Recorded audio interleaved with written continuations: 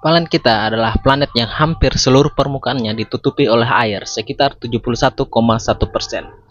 Tapi kenapa ya? Masih banyak negara atau daerah-daerah yang mengalami krisis air. Sebut saja di Cape Town di Afrika pada tahun 2018 mengalami krisis air yang sangat parah. Bahkan warganya hanya dibatasi boleh menggunakan 50 liter dalam satu hari untuk satu orang. Ada juga krisis air di Sao Paulo, Brasil, ada di Los Angeles, Amerika Serikat, dan di Indonesia, di Jakarta, tentu saja pernah mengalami krisis air juga. Penyebab utama krisis air menurut pengamat itu adalah perubahan iklim. Ada juga yang mengatakan penggunaan air yang tidak efisien dan tentu saja pencemaran dari air itu sendiri. Tapi kalau itu saja alasannya, bukankah planet kita hampir seluruh permukaannya ditutupi air? Ya, memang betul, planet kita hampir seluruh permukaannya ditutupi oleh air. Tapi itu adalah air laut. Hanya 3% dari keseluruhan yang menjadi air tawar dan hanya 1% yang bisa dikonsumsi. Loh, yang sebagiannya di mana? Yang sebagiannya masih ada di kutub dan di atas puncak gunung, masih berbentuk es. Jadi yang bisa kita gunakan air tawar di bumi hanya sekitar 1% saja. Itulah yang menyebabkan banyak daerah yang mengalami krisis air bersih.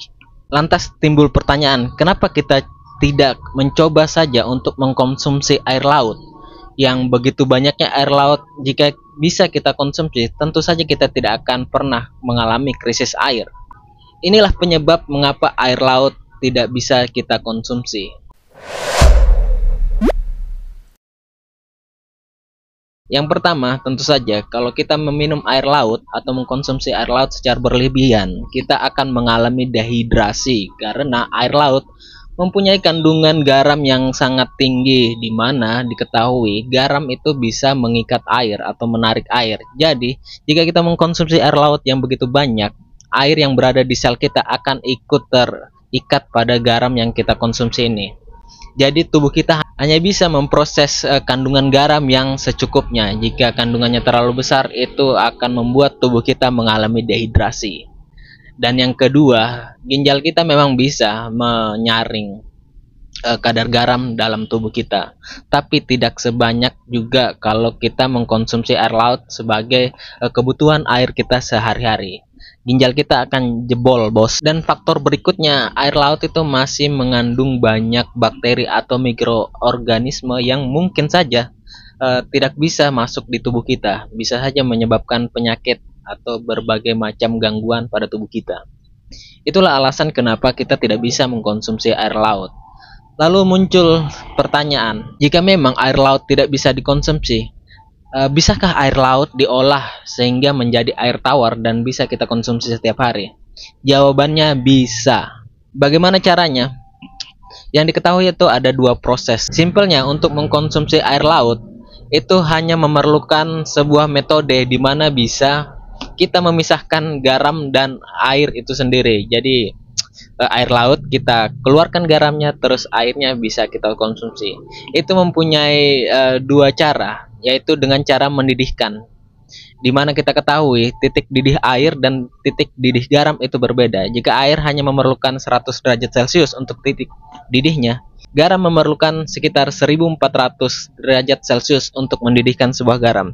Jadi air yang menguap tidak mengandung garam lagi, bisa langsung kita konsumsi.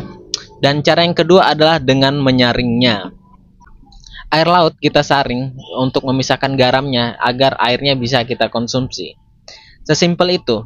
Tapi kenapa hal ini tidak menjadi solusi yang utama untuk mengatasi krisis air? Jawabannya adalah biayanya untuk saat ini masih tergolong sangat-sangat mahal. Belum lagi efek samping dari kegiatan tersebut yang bisa mencemari lingkungan. Bayangkan jika kita ingin mendidihkan air laut dalam jumlah besar, berapa energi yang perlu kita keluarkan? Berapa biayanya? Atau mungkin cara yang satunya untuk dengan menyaringnya. Kita memerlukan alat-alat yang khusus untuk membuat alat tersebut memerlukan dana yang begitu besar, karena ini hitungannya dalam jumlah besar ya, bukan hitungan 1-2 liter. Belum lagi dengan biaya perawatannya. Penyaringan pasti banyak masalah lah di penyaringan itu. misalnya tersumbat dengan partikel-partikel yang berasal dari laut atau dari alga biasanya. Ini masih menjadi problem yang mesti kita pecahkan di masa depan agar kita bisa mengubah air laut menjadi air tawar dan bisa kita konsumsi untuk memenuhi kebutuhan hidup kita sehari-hari. Jadi, langkah apa yang bisa kita lakukan saat ini untuk mengatasi krisis air? Yang pertama menurut saya ya harusnya kita menggunakan air secara bijak atau menggunakan air bersih, air tawar dengan efisien. Pertama, perbaiki selangmu yang bocor. Kedua, tidak usah terlalu sering mencuci motor. Kalau mencuci motor ya untuk malam mingguan saja. Mengurangi waktu mandi, dan tentunya kalau mengisi bak mandi jangan sambil nonton TikTok, biar kalau full bak mandinya bisa kita tahu hendak terlena nonton TikTok.